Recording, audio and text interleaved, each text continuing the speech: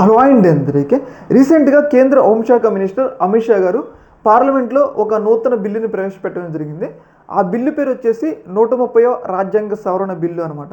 ఈ బిల్లుని ప్రవేశపెట్టారు. అయితే ఈ బిల్లుని ప్రతిపక్షాలు తీవ్ర స్థాయిలో వ్యతిరేకిస్తున్నాయి. ఇంత స్థాయిలో ప్రతిపక్షాలు ఈ బిల్లుని వ్యతిరేకించడానికి ప్రధాన కారణం ఏంటి అంటే ఈ బిల్లులో ఉన్న అంశాలు అనేవి అవి ఖచ్చితంగా ప్రతిపక్షాలను టార్గెట్ చేసినవే. ప్రతిపక్షాలను ఇబ్బంది చేయడానికి ఈ బిల్లు తీసుకొచ్చారు, ప్రతిపక్షాలను వీక్ చేయడానికి ఈ బిల్లుని తీసుకొచ్చారని చెప్పేసి వాళ్ళైతే ఆరోపిస్తున్నారు అనమాట. అందులో ఉన్న ప్రధాన అంశాలు ఏంటి అంటే ఎవరైనా ఒక రాజకీయ నాయకుడు అంటే ప్రధానమంత్రి అయినా కానీ, సీఎం అయినా కానీ, కేంద్ర మంత్రులైనా కానీ, అలాగే మనం చూసుకుంటే రాష్ట్రాల్లో మంత్రులైనా కానీ ఎవరైనా కానీ 5 సంవత్సరాలు శిక్ష పడే క్రిమినల్ కేసుల్లో అరెస్ట్ అయ్యి 30 రోజులు కనుక బెయిల్ రాకుండా జైల్లో ఉన్నట్లయితే వాళ్ళ పదవి అనేది ఆటోమేటిక్గా రద్దయిపోతుంది.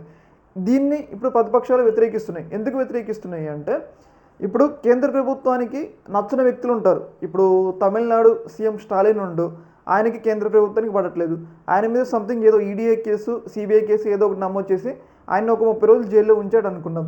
ఆటోమేటిక్గా ఏమైందంటే ఆయన పదవి పోద్ది. అక్కడ ఉన్న గవర్నర్ అసలే తమిళనాడు ప్రభుత్వానికి పడడు కాబట్టి వెంటనే ఆ గవర్నర్ తమిళనాడు సీఎం పదవిని రద్దు చేస్తారు. అప్పుడు ఏమైందంటే ఆటోమేటిక్గా తమిళనాడులో ఉన్న డిఎంకే ప్రభుత్వం వీక్ అయింది అనమాట. అయితే ఇది ప్రధానంగా ప్రతిపక్షాలను వీక్ చేసేందుకు ఏదైతే కేంద్ర ప్రభుత్వం తీసుకొస్తున్నా ఒక నాటకమైన బిల్లు అని చెప్పేసి వాళ్ళు తీవ్రస్థాయిలో వ్యతిరేకిస్తూ ఉన్నారు. ఇప్పటికే ఈడీ సిబిఐల ద్వారా ఇప్పటికే ప్రతిపక్షాలను తీవ్రస్థాయిలో ఇబ్బంది పెడుతున్నారు. ఇప్పుడు ఈ బిల్లు తీసుకురావడం వల్ల ఇంకా ప్రతిపక్షాలని మరింత ఇబ్బంది పెట్టి ప్రతిపక్షాలను మరింత క్షీణింపజేసే స్థితికి తీసుకొస్తున్నారు అని చెప్పేసి తీవ్రస్థాయిలో ప్రతిపక్షాలు అయితే వ్యతిరేకిస్తూ ఉన్నాయి అన్నమాట. ఇక్కడ మనం గమనించుకున్నట్లయితే ఈ బిల్లులో కూడా ప్రతిపక్షాలు చేస్తున్న దానికి ఒక న్యాయం ఉంది. ఎందుకు న్యాయం ఉంది అంటే ఇప్పుడు చంద్రబాబు నాయుడు గారు కూటమిగా ఉన్నారనమాట. ఇప్పుడు ఏదైతే బీజేపీతో అనుకూలంగా ఉన్నారు. రేపు చంద్రబాబు నాయుడు గారికి మనం చూసుకున్నట్లయితే కూటమికి బీజేపీ నాయకులకి, పెద్ద నాయకులకి ఏమైనా సంబంధాల్లో ఇబ్బందులు వచ్చినాయి అనుకోండి, అప్పుడు ఏం చేస్తారంటే ముందస్తుగా చంద్రబాబు నాయుడు గారి మీద ఒక 2-3 కేసులు బనాయించి ఆటోమేటిక్గా చంద్రబాబు నాయుడు గారిని ఒక 30 రోజులు జైల్లో పెట్టారనుకోండి, అప్పుడు ఏమైందంటే ఆటోమేటిక్గా చంద్రబాబు నాయుడు గారు జైల్లో ఉంటే 30 రోజుల తర్వాత పదవి పోతుంది.